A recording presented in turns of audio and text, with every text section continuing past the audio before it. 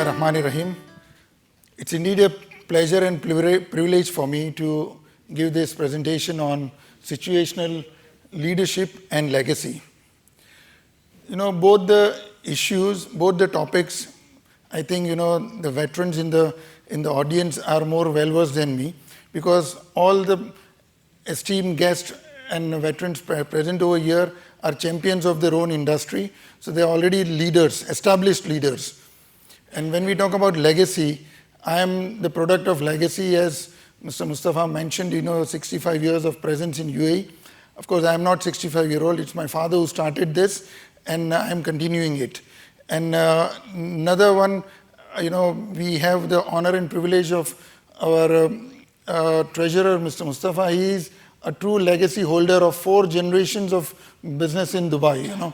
So many of you are well versed on this and why important the legacy is. So that we'll touch on this. So the disclaimer I'm putting is that this is all research, few of them done by me and compiled from the great authors and leaders of the world. So maybe some of the points, some may agree or disagree. It's up to you. When you talk about business and leadership, when a leader starts his business, he has a vision, he has a direction. Any endeavor or any journey we embark, we have a direction in mind. Let's say, from here, from Dubai, you want to go to any point B. So you have that direction, and then everything of your will be aligned to that direction. Like which flight you will take, okay, from your home, somebody will drop you, or your family, or whatever way. So everything is aligned to reach to that direction. So alignment of the vision is very important. When I was doing my study on leadership, I studied all the great leaders of the world in my PhD, and I came across a couple of instances where it really touched my heart. And one of them was the story of NASA. Everybody knows that the Russia is the first country to send man in space. That became a credibility issue for US. So they came out with a mission on moon, Apollo 13. And JFK launched this Apollo 13 mission. So JFK, just before his assassination, he went to NASA on his periodic tour, and he saw one man sweeping the floor. So JFK directly asked him, "What are you doing here?" So normally a person would say, "I'm cleaning the floor, I'm mopping the floor, or I'm sweeping the floor." That could be the normal answer. But that person's answer was such that it can be written in golden words in stone. He said, "Sir, I'm helping sending man on moon." So imagine the alignment of the vision from the top scientist of NASA to the janitor. Everybody were aligned on that vision on sending person on moon. So this alignment in the business is also very important, because what happens, the vision is foreseen by the top leadership. Now everybody down in your organization should be aligned with it. Otherwise what happens, it becomes like a Chinese whisper. By the time it goes down, it completely changes the shape and form of your vision. So many companies I have seen in Europe, what they do is every morning, every employee of that company who comes will write the vision and mission statement. Write, not even type. So once, you write it, it hammers you and keeps you always on track. One leader I've seen, he gave 200 speech in 1 year. In every speech starts with the vision and mission statement of his company to the employees. So this is very important, because unless everybody in your organization is not aligned to your objective, you will not achieve your desired goal. So that is very important for this. Now, what do you think a situational leader is? When you talk about situational leadership, what comes into mind? Who is a situational leader in the organization? See, everybody possesses one skill or one expertise, or maybe one or more, but comprehensively it is very rarely seen that one person has all the expertise. So in the organization, when you see a person having one set of skills, another person another set of skills, so it is all how you manage that in a rotation form. So that is very important. Now, to understand this, I will explain you with a story of everybody. We have this story has been taught in the kindergarten. So we'll start from the basics and then take it to the advanced stage of, let's understand on a small story with this. A turtle and a rabbit had an argument about who was faster. They decided to settle the argument with a race. The turtle and the rabbit both agreed on a route and started off the race. The rabbit shot ahead and ran briskly for some time. Then, seeing he was far ahead of the turtle, he thought he'd sit under a tree for some time and relax before continuing the race. He sat under the tree and soon fell asleep.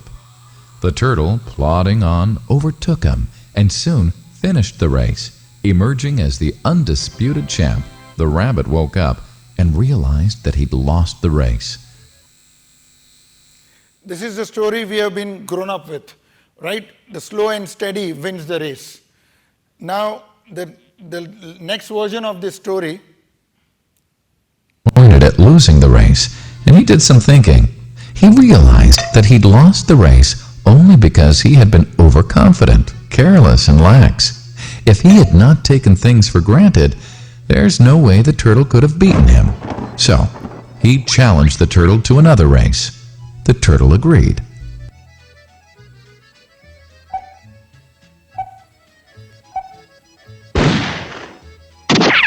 This time, the rabbit went all out and ran without stopping from start to finish. He won by several miles. So, it is always said that, slow and steady wins the race, but fast and consistent always beats slow and steady. So, you have to be, it's better to be, fast and reliable than slow and steady. The story doesn't end here. We'll go on the further explanation of this situational leadership in this. The turtle did some thinking this time and realized that there's no way he can beat the rabbit in a race the way it was currently formatted. He thought for a while and then challenged the rabbit to another race, but on a slightly different route. The rabbit agreed. The turtle and rabbit started off. In keeping with his self-made commitment to be consistently fast, the rabbit took off and ran at top speed until he came to a broad river. The finishing line was a couple of kilometers on the other side of the river. The rabbit sat there, wondering what to do. In the meantime, the turtle trundled along, got into the river, swam to the opposite bank, continued walking, and finished the race. You see, here the dramatic change happened. So, identify your core competence, choose the playing field accordingly, and put your best teammate in front when it's required, the skill sets are required. Here what we see is that in business many a times we see that we can't compete with the giants and the large conglomerate, but if we change our course, definitely we can, because the bigger the company is, the bigger the thrust required to change. So the large companies, the issues are with agility. The smaller the company, they have the benefit on agility. So they can get advantage. Now still the story doesn't end here. So we'll go to the last part of the story. Had become pretty good friends, and they did some thinking together. Both realized that the last race could have been run much better. So the turtle and rabbit decided to do the last race again, but to run as a team this time. They started off, and this time the rabbit carried the turtle till the riverbank. There, the turtle took over and swam across with the rabbit on his back. On the opposite bank, the rabbit again carried the turtle, and they reached the finishing line together. Both the turtle and rabbit felt a greater sense of satisfaction than they'd felt earlier. So the moral of the story is, it's good to be individually brilliant, but to have a good team of all core competency in place, that will help you excel in the business. So, when we do SWOT analysis, we always see that, what are your core competence and what are the missing competency which you want to bring into the business. Because right now, business is not buying and selling. Business is like playing like a chessboard. One wrong move and you are checkmate. And this we have seen on many occasions, large conglomerates, falling apart because of something, and they had to vanish. So these are the thing, and I hope the story, the later versions of the story, what we had, the first version we studied in our kindergarten, and the later analysis helps us in the business. Now, there is a very small difference between ordinary and extraordinary. See, we all are very ordinary people, but in a good team, you get extraordinary results from ordinary people. So this, from ordinary to extraordinary, is a good team what you make, because we all are very ordinary people, but the results what we get with a good team are always extraordinary. Now, situational leader and the core competence analysis are in way that if you don't prepare yourself, you will have to spend time to repair it. See, it is always good to prepare ourselves rather than, just take everything as it comes. Of course, you have to take everything as it comes in the situation. Nobody foreseen COVID. Some adversities are exceptional, but that you cannot generalize. So you have to prepare yourself, otherwise you will be just doing repair of it, which will be like always in the firefighting mode. So always, prepare yourself with the things what you get. It is seen that only 18% of the top leaders in the world, in the business leaders I'm talking, because as such in the audience all are business leaders in their own field. Only 18% of the leaders achieve their goal in the short term and the long term vision. Rest all fails to achieve their desired performance due to lack of communication. Because in business you have one is a long term goal, and again you have a short term which are milestones. So all your milestones have to be aligned with that long term vision. Now in business, communication plays a very, very important role, and if there is a lack of communication, what will happen? I will explain you in the next metaphor. See, there are 4 people in the team. Everybody, somebody, anybody and nobody. Now these 4 people in the team, the communication issue, everybody thought that somebody will do it.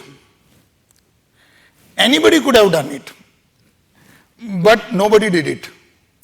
So, everybody, now what happens in this scenario, everybody blamed somebody when nobody did what anybody could have done it.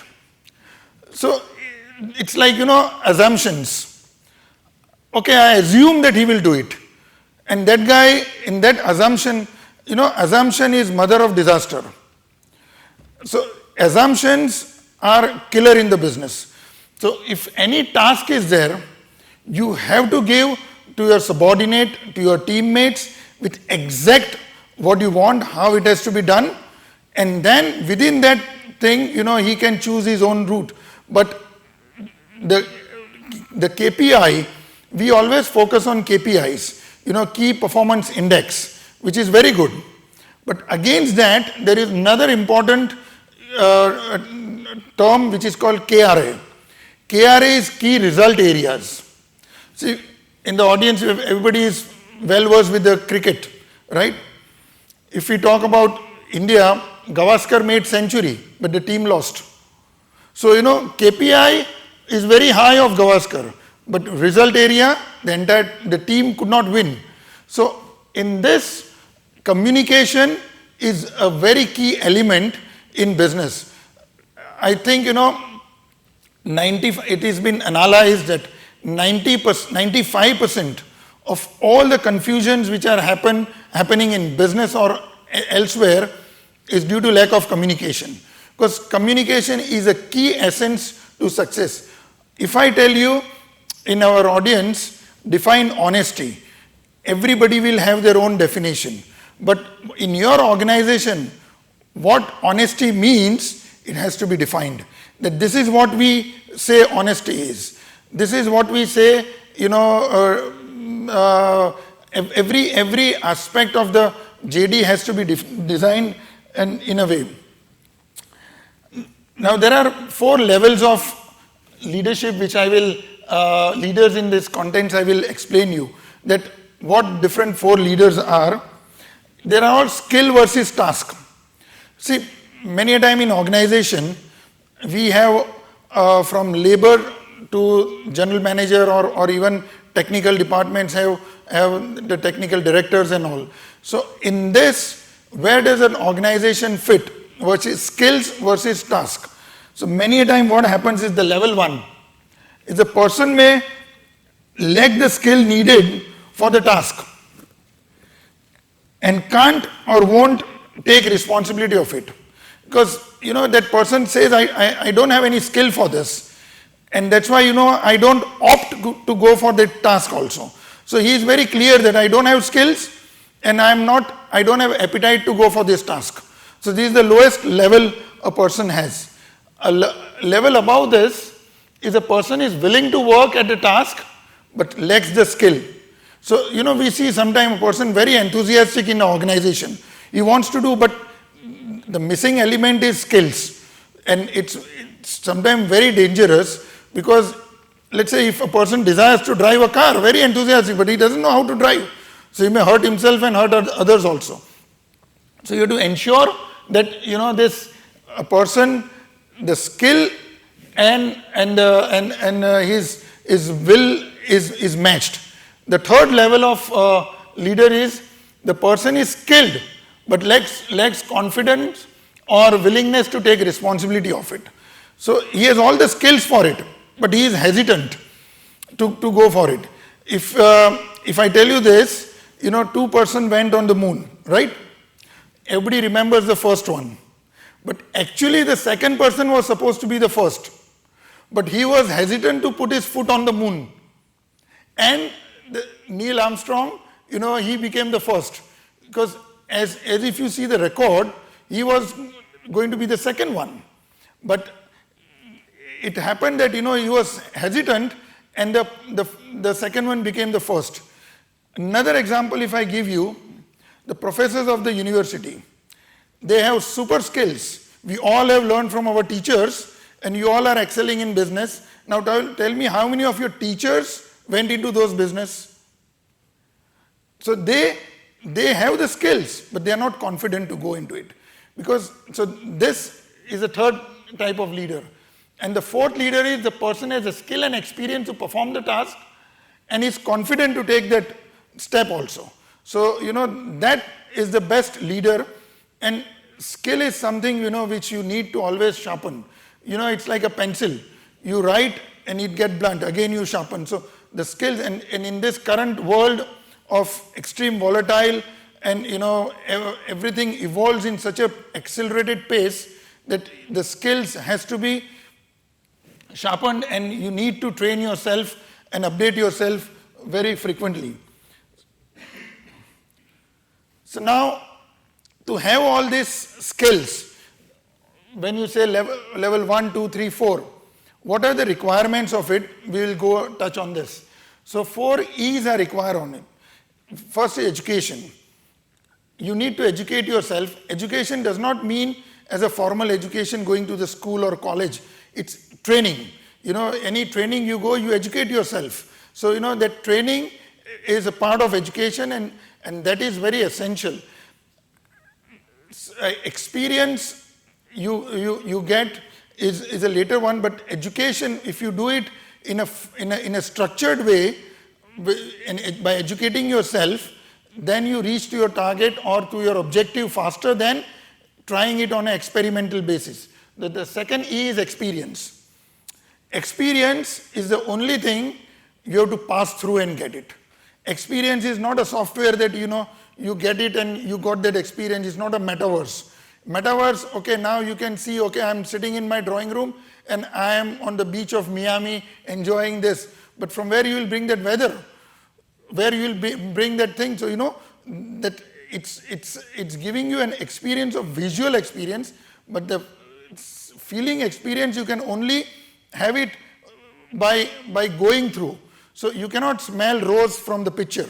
You need rose to smell the rose. So experience is something which is very important.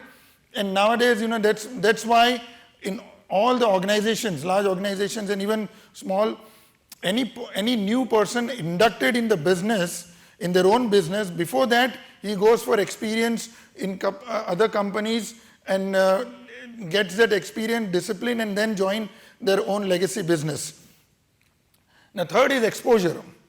You have education, you have experience, but you don't have exposure. I always say that there is a better cricketer than Tendulkar, but he didn't got a chance to come.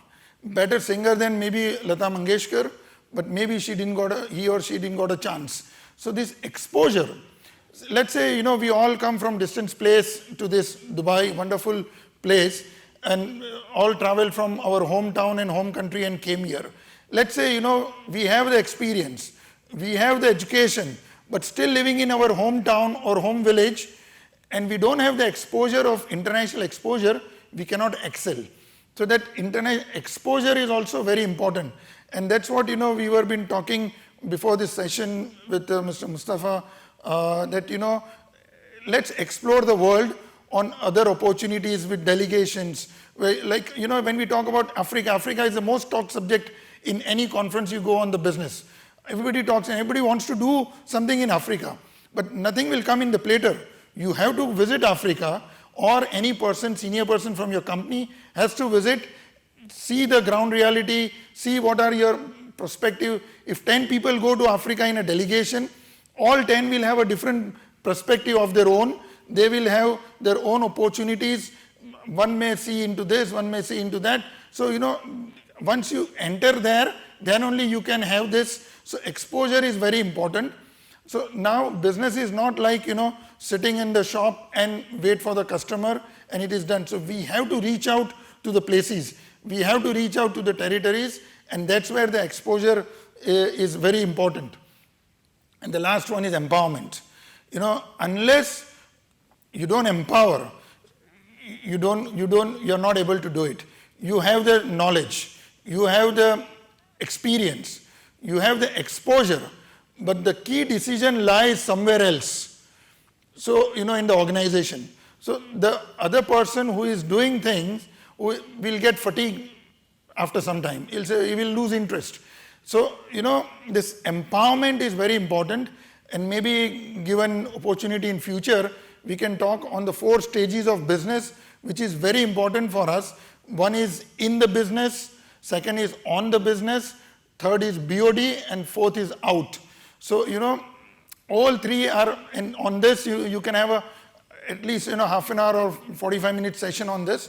So that will help, that how empowerment has helped. See, all this second generation businessmen over here, I think Mr. Mustafa Fafko is there, Mr. Mustafa Motagarwala, Mr. Mufaddal is here, and many of here are second generation businessmen. Mr. Kamran, our veteran building material trader and senior member in our BMG. So second generation, father started and continuing. So all, unless, now imagine if the power was centralized at one position and never empowered, your education, your experience and your exposure will never come in practice. So empowerment is also very important.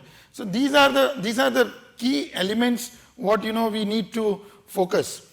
Now, as a leader, what should be your role as a leader? Because see, business, sometimes we succeed, sometimes we fail. So anything.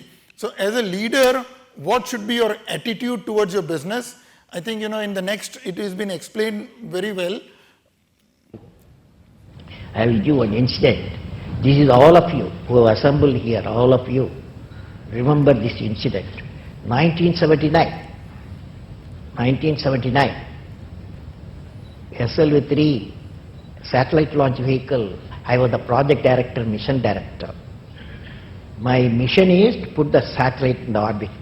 Thousands of people worked nearly 10 years. I reached the Sri quota, and it's in the launch pad. Countdown was going on. T minus 4 minutes, T minus 5 minutes, T minus 1 minute, T minus 40 seconds. Computer put a hold. Don't launch it. Computer says don't launch it. I am the mission director, I have to take decision. Everything is on. Behind me there are 6 experts. They saw computer database coming in and screen, and they see the pictures in the screen. They said there's a problem. The problem is there's a leakage in the system, in the control system. But immediate calculation, no problem. We have got sufficient fuel and oxidize for control system is controls the rocket to the required altitude, and we can go ahead. Now, of course, my expert's view, but I took the decision. Problem is mine.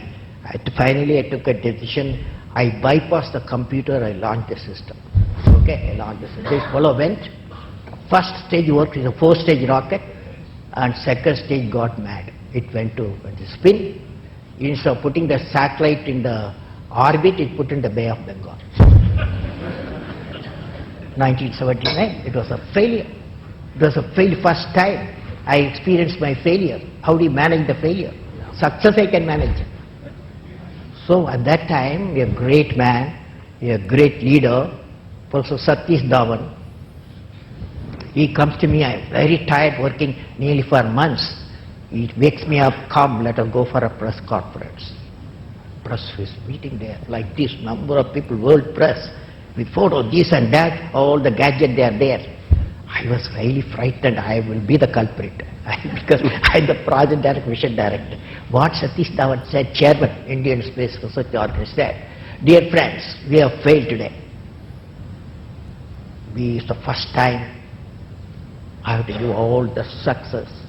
All the failure is, I want to support my technologists and scientists and staff so that next year they succeed. So he took the whole blame himself.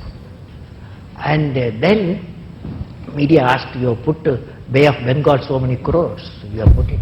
Like that, lot of criticism. He received the criticism. He assured them in a year we will succeed with our team. It's a very good team. Next year, here only interesting happened. Next year, July 18, 1980, when he succeeded, Professor Dhawan said, you go and conduct the press conference. Do you follow what it means? It means when the failure occurred, the leader took it up. When the success came, he used his team. That's the first.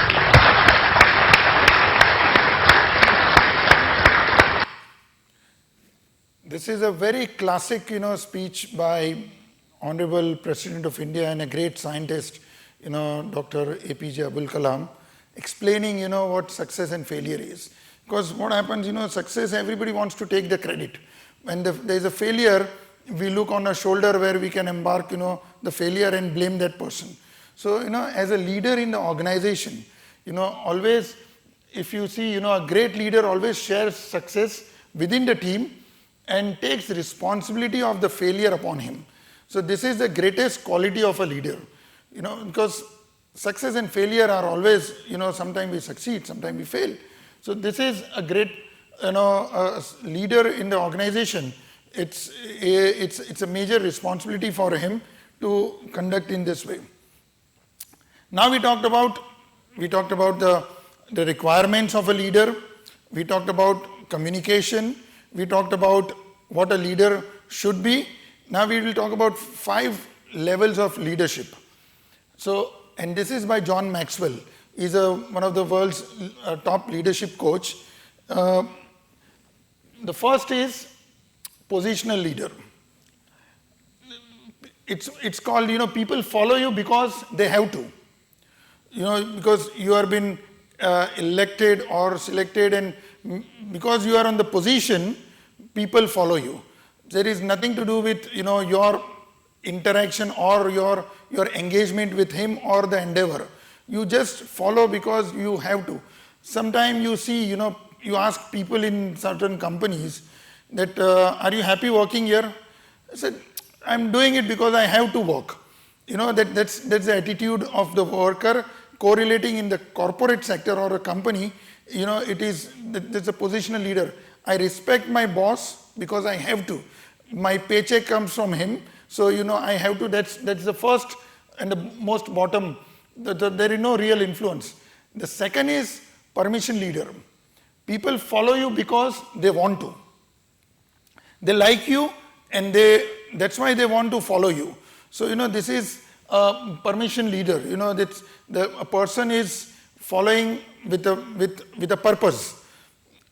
The third is production leader. The people follow because what you have done for the organization. See, there are some people who excels in the organization very well. So they always like a role model. They look upon them.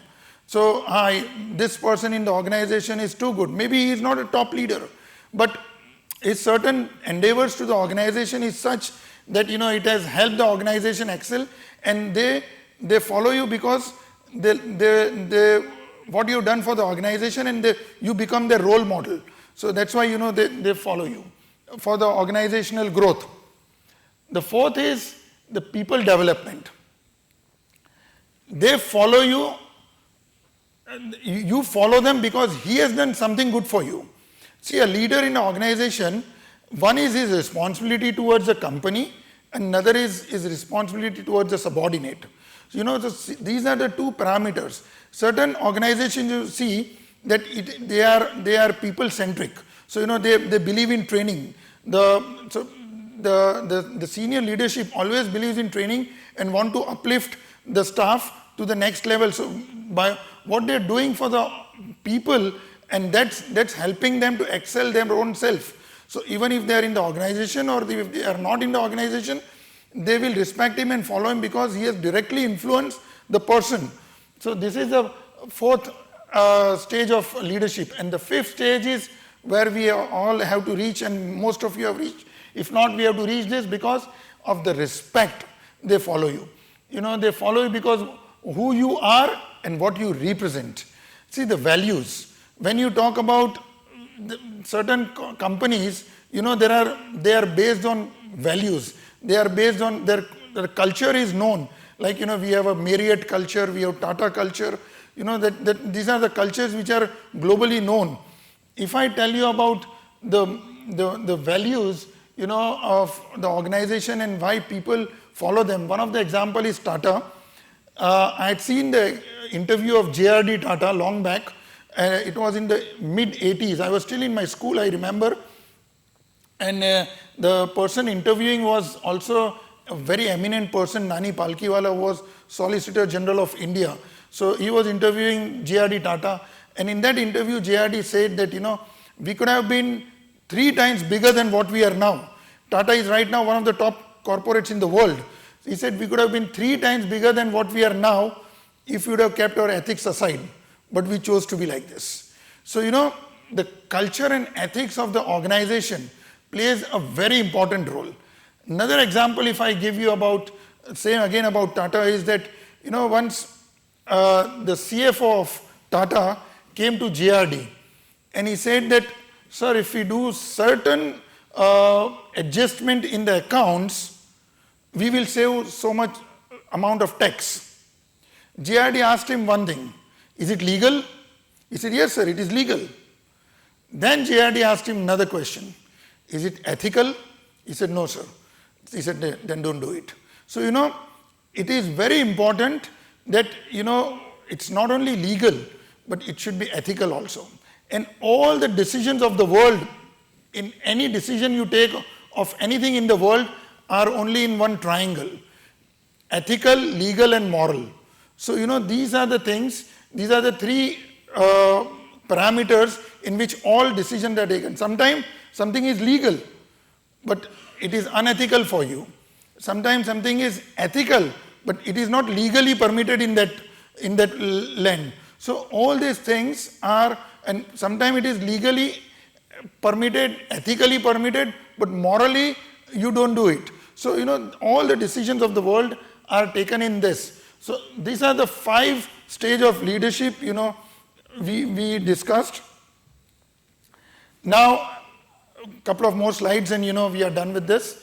So now, this is all about leadership, what we talked. Now I'll touch just a couple of slides on the legacy. See, legacy is a business or a reputation to live by and to leave behind for someone to take it further. This is legacy, I am extremely proud, and all the second generations same over here, has the same feeling over here, extremely proud to take this legacy, from their parents or their grandparents, and leaving something worthwhile for the next generation to continue. So we have 2 responsibilities. First is to maintain and manage what we have received from our peers and leave something worthwhile for our next generation to continue further.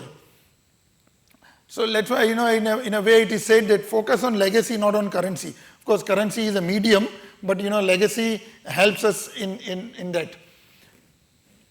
Normally, a leader, who is called a leader, is somebody is following you. If I am walking alone, I am not called a leader. So if somebody is following me, then I am called a leader. So normally the leader creates followers, but great leaders create leaders. They don't create followers. So this is what the leadership is all about. Now the last slide is this, the difference between yesterday and tomorrow depends on the decision you take today. I am very fortunate and glad that, you all esteem people, businessmen and veterans, from their busy working hours.